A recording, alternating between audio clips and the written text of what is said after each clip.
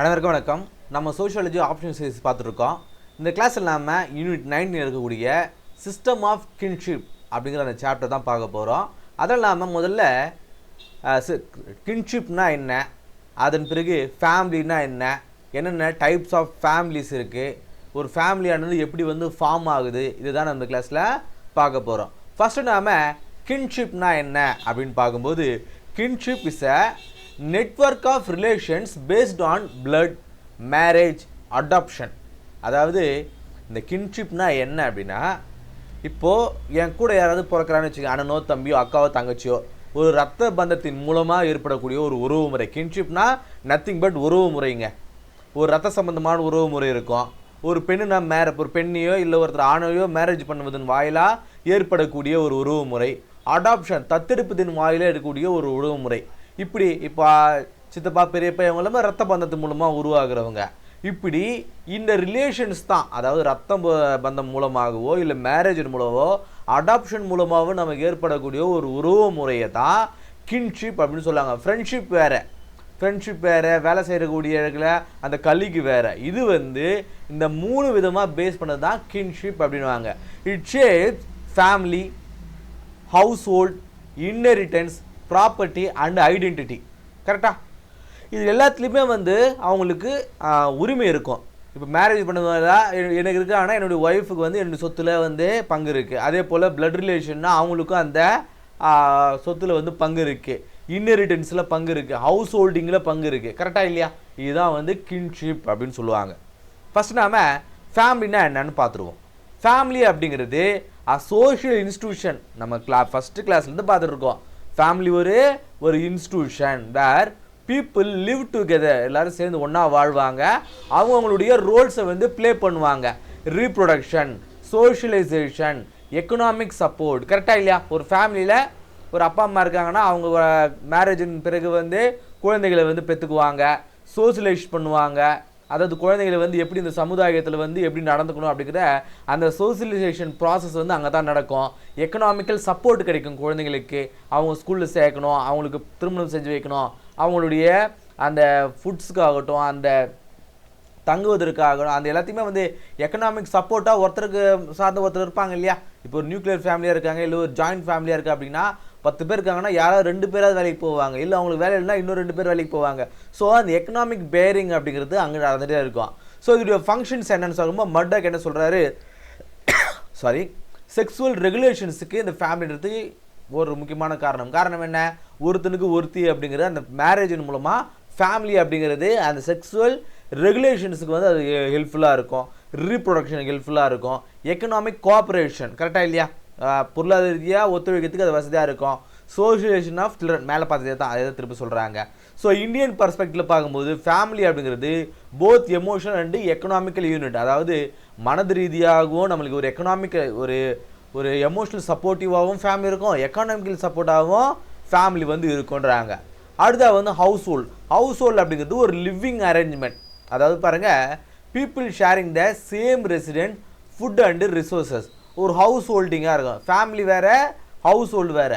பாருங்கள், difference from ஃபேமிலிக்கும் house ஹோல்டுக்கு என்ன டிஃப்ரென்ஸ் அப்படின்னா, ஃபேமிலி அப்படிங்கிறது based on kinship ties, household அப்படிங்கிறது based on residents and economic cooperation. ஒரு குடும்பத்தில் ஒரு வீட்டுக்கு ஹவுஸ் ஹோல்டு அப்படின்னா ஒரே வீட்டுக்குள்ளே அத்தையும் இருப்பாங்க, அப்பாவும் இருப்பாங்க. ஸோ ஒரு நம்பர் ஆஃப் ஃபேமிலிஸ் இருக்கிறதுக்கு பேர் ஹவுஸ் ஹோல்டிங் அப்படின்னு சொல்லலாம். ஒரு ஃபேமிலினா வேறு, ஹவுஸ் ஹோல்டிங்னா அந்த வாழக்கூடிய இடத்த பகிர்ந்துக்கிறாங்க, எக்கனாமிக்கலாகவும் அதை பகிர்ந்துக்கிறாங்க. அதை ஹவுஸ் ஹோல்டிங்னு சொல்லலாம். உதாரணத்துக்கு ஒரு பிஜி ஹாஸ்டல் எடுத்துங்களேன், ஹவுஸ் ஹோல்டு தான், ஆனால் ஃபேமிலி கிடையாது. இப்போ பிஜி ஹாஸ்டல் சொல்லுவாங்க, ஒரு ஃபேமிலி இருக்கும், அவங்களோட போய் நாம் சேர்ந்துக்குவோம். அதுக்கான வாடகை நாம் கொடுப்போம். அவங்களுடைய அந்த பிஜி கரெக்டாக இல்லையா?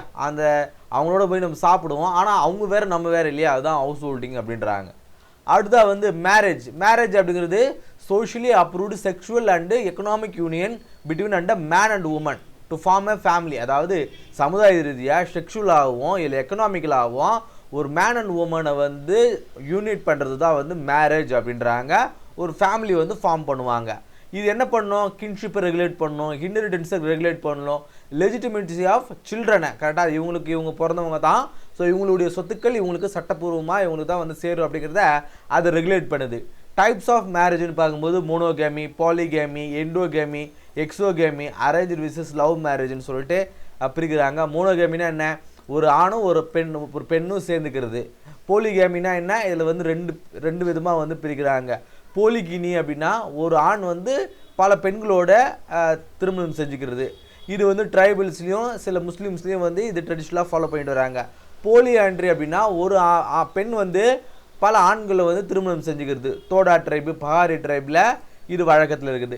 எண்டோகேமி அப்படிங்கிறது மேரேஜ் வித்தின் த குரூப், ஒரு கேஸ்ட்டுக்குள்ளே திருமணம் பண்ணிக்கிறது, ஒரு ரிலிஜனுக்குள்ளே திருமணம் செஞ்சுக்கிறது. எக்ஸோகேமி அப்படின்னா marriage outside the group, ஹிந்துவாக இருக்கிறவங்க கிறிஸ்டியனில் போய் மேரேஜ் பண்ணிக்கிறது, அதர் கேஸ்ட்டில் வந்து மேரேஜ் பண்ணிக்கிறது எக்ஸோகேமின்னு வாங்க. Arrange marriage which is love மேரேஜ்னு பார்க்கும்போது அரேஞ்ச் ஸ்டில் டாமினன்ட் இந்தியாவில் இந்த அரேஞ்ச் மேரேஜ் தான் வந்து டாமினண்ட்டாக இருக்குது லவ் மேரேஜை காட்டிலும். இதெல்லாம் நம்ம இந்தியன் சொசைட்டி அப்படிங்கிற ஒரு சாப்டர் எடுத்திருப்போம். அந்த சாப்டர்லேயே வந்து அந்த சப்ஜெக்ட்லேயே வந்து இது குறித்து நம்ம நிறைய பார்த்துருப்போம். அப்படிங்கிறதுனால இது வந்து டாபிக் வரதுனால இதையும் நம்ம ஒரு ஃபாஸ்ட்டாக வந்து பார்த்துட்ருக்கோம். இது வந்து டீட்டெயிலாக தெரிஞ்சுக்கணும்னா இந்தியன் சொசைட்டியில் அந்த சாப்டரில் பாருங்கள், இன்னும் வந்து தெளிவாக புரியும். அடுத்து types and forms of family. என்னென்ன ஃபேமிலியில் என்னென்ன டைப்ஸ் இருக்குது, அந்த ஃபேமிலியானது எப்படிலாம் வந்து ஃபார்ம் ஆகுதுன்னு பார்க்கும்போது ஸ்ட்ரக்சரலாக வந்து ஃபார்ம் ஆகுறது. Nuclear family, joint family, extended family. Nuclear ஃபேமிலினா என்ன, ஒரு பேரண்ட்ஸு சில்ட்ரன் மட்டும் இருப்பாங்க. அர்பன் இந்தியாவில் நகரங்களில் இது அதிகமாக இருக்கும். ஜாயிண்ட் ஃபேமிலி அப்படிங்கிறது எக்ஸ்டெண்டட் ரிலேட்டிவ்ஸ், ரூரல் ஏரியாவில் கிராமப்புறங்களும் இருக்கும். சித்தப்பா, பெரியப்பா, மாமா, அத்தை எல்லோரும் சேர்ந்து வாழறது. எக்ஸ்டெண்டட் ஃபேமிலினா 3+ ஜென்ரேஷன் லிவிங் டுகெதர், அதாவது தாத்தா இருப்பாங்க, அப்பா இருப்பாங்க, பேரன் இருப்பான், இப்படி 3 ஜென்ரேஷன்ஸ்க்கு மேலே ஒரே ஃபேமிலியாக இருக்காங்கன்னா அது வந்து எக்ஸ்டெண்டட் ஃபேமிலின்னு சொல்லுவாங்க. அத்தாரிட்டி பேஸ்டாக பார்க்கும்போது பேட்ரியாரிக்கல் அண்டு மேட்ரியாரிக்கல், அதாவது அப்பா வந்து ஒரு ஃபேமிலியுடைய பவர் வந்து ஹோல்ட் பண்ணால் அது வந்து பேட்ரியாரிக்கல் ஃபேமிலி. மேட்ரியாரிக்கல் ஃபேமிலினா மதர் வந்து ஃபேமிலியுடைய பவரை வந்து ஹோல்ட் பண்ணால் அது வந்து மேட்ரியாரிக்கல் ஃபேமிலி. காசி ட்ரைபில் இது வந்து மேட்ரியாரிக்கல் ஃபேமிலியாக இருக்கும். கேரளாவுடைய நாயர்ஸில் மேட்ரியாரிக்கல் ஃபேமிலியாக இருக்கும். ரெசிடென்ஸ் பேஸ்டாக பார்க்கும்போது patrilocal, matrilocal and நியோ லோக்கல்னு சொல்கிறாங்க. பேட்ரி லோக்கல்னா அப்படின்னா ஒய்ஃப் வந்து ஹஸ்பண்டுடைய வீட்டுக்கு போவாங்க, அங்கே வந்து வாழ்வாங்க. இது இந்தியன் ஃபேமிலிஸில் இருக்கிறது. மேட்ரி லோக்கல்னால் ஹஸ்பண்ட் வந்து ஒய்ஃபோட வீட்டுக்கு வந்து ஷிஃப்ட் ஆவாங்க.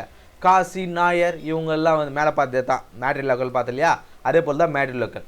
நியோ லோக்கல் அப்படிங்கிறது திருமணம் சார்ந்த பிறகு ஹஸ்பண்ட் ஒய்ஃப் 2 பேருமே ஒரு புது வீட்டுக்கு ஷிஃப்ட் ஆகி போகிறாங்கன்னா அதை நியோ லோக்கல்னு வாங்க. அர்பன் இந்தியாஸில் இது நம்ம பெரும்பாலும் பார்க்குறோம். டிசன்ட்னா பேட்ரினியல் அண்டு மேட்ரினியல் சொல்கிறாங்க. அதாவது அப்பாவுடைய வம்சாவளியை சார்ந்து வாழறத மேட்ரினியல்னு சொல்லுவாங்க, பேட்ரினியல் சொல்லுவாங்க. மேட்ரினியல்னா அம்மாவுடைய வம்சாவளியை சார்ந்து வாழ்வாங்க, அதை சொல்லுவாங்க இல்லையா. இப்போ ஆணாக இருந்தால் உனக்குன்னு ஒரு வாரிசு வேணும், ஆண் பிள்ளைகள் தான் வந்து வாரிசாக வந்து கன்சிடர் பண்ணாங்க இல்லையா. ஆனால் மேட்ரினியலில் பெண் பிள்ளைகளை வாரிசாக வந்து கன்சிடர் பண்ணுறாங்க. இது அதே போல் தான் காசி அண்டு கேரளா நாயர்ஸில் இது வழக்கமாக இருக்குது. அடுத்து இப்போ பார்த்ததை வந்து ஒரு குயிக் ரீகேப் வந்து பார்த்துருவோம். எக்ஸாம்பிள்ஸாக ஒரு பார்த்துங்க, நான் கான்செப்ட்டு கீ ஐடியாவை மட்டும் சொல்கிறேன். ஸோ ஃபேமிலி அப்படிங்கிறது ஒரு கின்ஷிப் உடைய ஒரு பேசிக் யூனிட். ஹவுஸ் ஹோல்டு அப்படிங்கிறது ஒரு லிவிங் அரேஞ்ச்மெண்ட்டுக்காக ஒரு ஹவுஸையோ இல்லை வந்து எக்கனாமிக் சப்போர்ட்டையோ வந்து பேர் பண்ணிக்கிற ஒரு விஷயம். மேரேஜ் அப்படிங்கிறது சோஷியலி சாங்ஷன்ட் யூனியன், சமுதாயத்தில் அங்கீகரிக்கப்படக்கூடிய ஒரு யூனியன். ஃபேமிலி ஃபார்ம்ஸ் அப்படிங்கிறது நியூக்ளியர் இருக்கலாம், ஜாயினாக இருக்கலாம், எக்ஸ்டெண்டடாக இருக்கலாம். அத்தாரிட்டி அப்படிங்கிறது பேட்ரியாரிக்கலாக இருக்கலாம், மேட்ரியாரிக்கலாம், ஆண் ஆதிக்கம் பெண் ஆதிக்கமாக இருக்கலாம். ரெசிடென்ட் அப்படிங்கிறது patrilocal, matrilocal and neolocal. பெண் வந்து ஆண் வீட்டுக்கு வர்றது, ஆண் வந்து பெண் வீட்டுக்கு போகிறது, 2 பேர் செப்பரேட்டாக ஒரு வீட்டுக்கு போகிறது. டிசென்ட் அப்படிங்கிறது ஆண் வாரிசு, மேட்ரினியல்னா பெண் வாரிசு. சாரி, டிசென்ட் அப்படிங்கிறது பேட்ரினியல்னா ஆண் வாரிசு, மேட்ரினியல்னா பெண் வாரிசு. அவ்வளோதான், சரிங்களா. இப்போ ப்ராக்டிஸ் கொஷினுங்க. இந்த 3 கொஷினாக படித்து பாருங்கள், ரொம்ப ஈஸியானதான். இருக்கிற சாப்டர்லேயே ரொம்ப ஈஸியான சாப்டர் இதை சொல்லுவேன், இந்த சிஸ்டம் ஆஃப் கின்ஷிப் அப்படிங்கிறது. ஸோ இந்த 3 கொஷினாக படித்து பார்த்து ஸோ ஒரு ஆன்சர் எழுதி பாருங்கள், எழுதுறது ரொம்ப முக்கியம். ஸோ இந்த கிளாஸ் உங்களுக்கு யூஸ்ஃபுல்லாக இருந்திருக்கும் அப்படின்னு நம்புகிறேன். அடுத்த கிளாஸ் சந்திப்போம். நன்றி.